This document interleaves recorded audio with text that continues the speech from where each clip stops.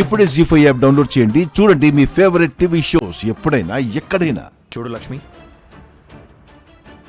నువ్వు మంచిదానివని, కాస్త మానవత్వం ఉన్నదానివని నీ మీద ఎంతో కొంత మంచి ఫీలింగ్ ఉండేది. ఇలాంటి పనికి మాలిన పనులన్నీ చేసి ఆ ఫీలింగ్ పోయేలా చేయకు.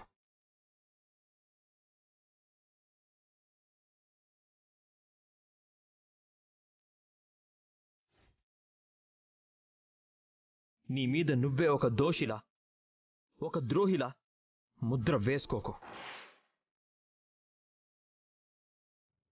మిత్రగారు, కొన్ని నిజాలు మన కంటికి కనిపించడానికి కొంత సమయం పడుతుంది.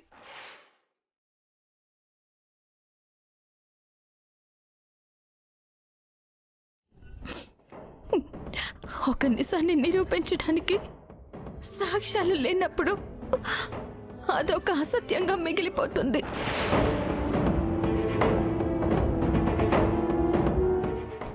ఆ అసత్యంగా కనిపిస్తున్న అడ్డుగోడల్ని దాటుకుని అవతల వైపుకి చూడగలిగినప్పుడే మనం చూడాలనుకున్న నిజం మనకి కనిపిస్తుంది.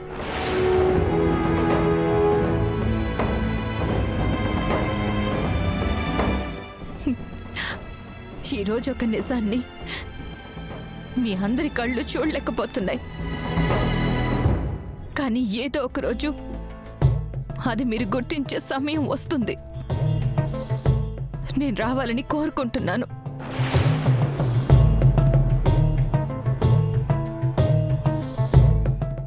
కానీ అప్పటికే కాలం గడిచిపోతుంది.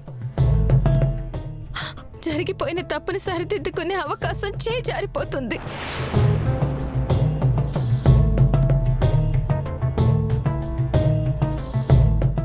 అప్పుడు ఎన్ని ప్రయత్నాలు చేసినా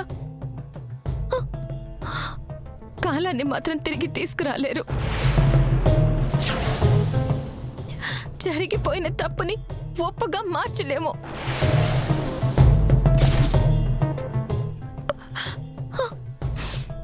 అది మీరందరూ గుర్తుపెట్టుకోండి.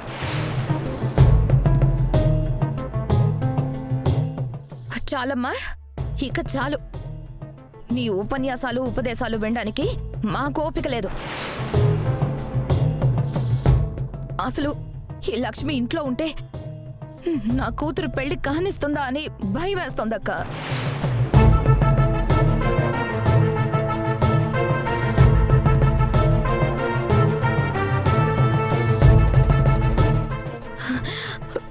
సంజన పెళ్లి గురించి పక్కన పెడితే అసలు మన కుటుంబం సంతోషంగా ఉండగలుగుతుందా అనే సందేహం కలుగుతుంది.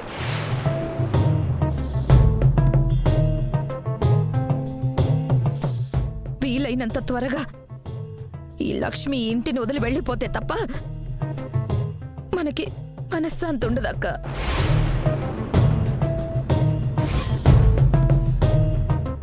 నువ్వు భయపడకు దేవయాని.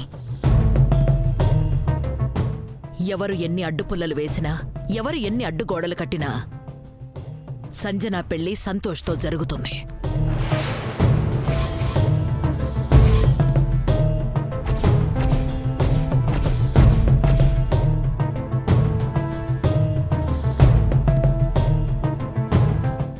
మన మాటల్లోనూ మన నిర్ణయంలోనూ ఎటువంటి మార్పు జరగదు, జరగనివ్వను. నాకు అదే అర్థం కావడం లేదు మావయ్య గారు. సంజన మనసులో ఏదో ఉంది. తనని ఏదో బలం గట్టిగా ఆపింది. అందుకే అంతలోనే మాట మార్చేసింది. నువ్వు చెప్పింది నిజం వదినా. నేను మాట్లాడకపోవడానికి కారణముంది. నా ఇష్టాలు దాచేయడానికి నా మీద ఒక బలం పనిచేసింది. ఏంటి సంజన అది? అసలు ఏమైంది? ఎందుకు హఠాత్తుగా మళ్ళీ మాట మార్చేశావు? నువ్వు నాతో మాట్లాడి వెళ్ళాక అదంతా చూసి నా దగ్గరికి మోమొచ్చింది వదినా.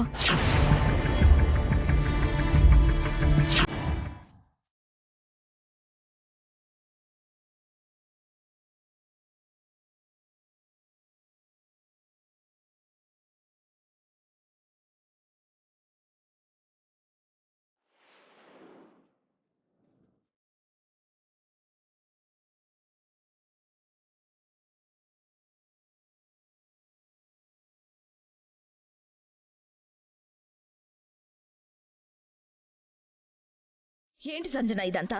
నువ్వు చేస్తున్న పని నీకైనా అర్థమవుతుందా? అంటే మామ్ అది చూడు, నీకు చిన్నప్పుడు చాక్లెట్లు కొనాలన్నా ఆడుకునే బొమ్మలు కొనాలన్నా నీకిష్టమైన ఏంటో నువ్వు నన్ను అడగలేదు.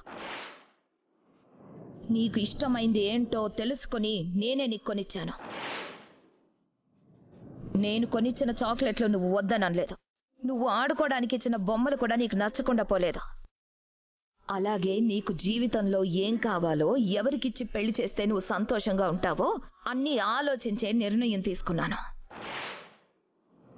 కానీ నువ్వు నాకు ఈ పెళ్లి ఇష్టం లేదు, ఆ సంతోష్ మొహం నాకు నచ్చలేదు, మాట తీరు నచ్చలేదు అంటూ అందరికీ ప్రచారం చేస్తున్నావా? అది కాదు మామ్, నాకు నిజంగానే సంతోష్ అంటే సంతోష్ అంటే నాకు ఇష్టం లేదు, సంతోష్తో జీవితం నాకు బాగోదు అని ఇలాంటి మాటలు నాకు చెప్పకు సంజన. నువ్వు ఇంకా చిన్నపిల్లవే.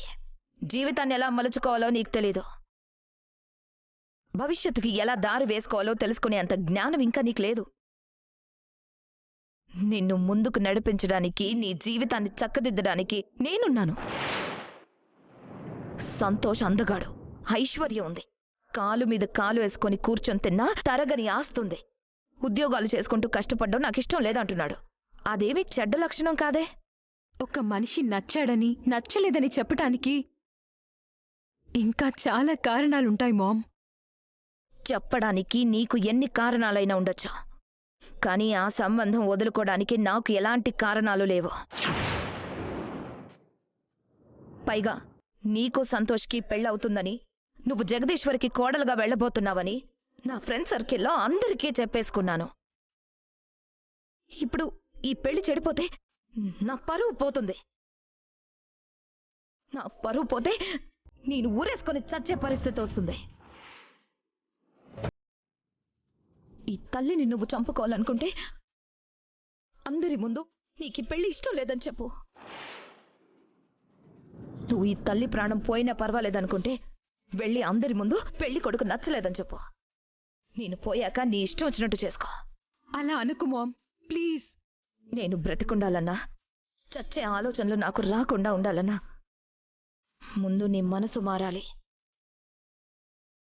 నువ్వు సంతోష్ని పెళ్లి చేసుకొని తీరాలి. అర్థమైంది కదా?